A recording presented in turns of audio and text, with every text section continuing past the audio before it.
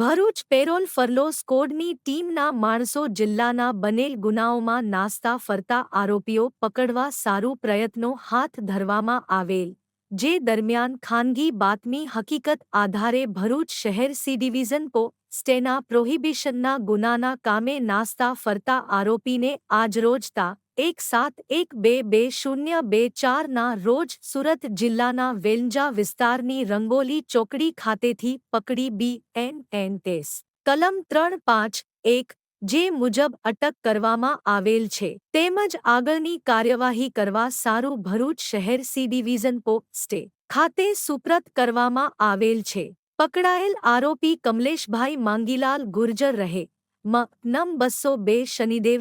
સા તા કિમજી સુરત હાલ રહે નં 06 પટેલ નગર વેલંજા સુરત.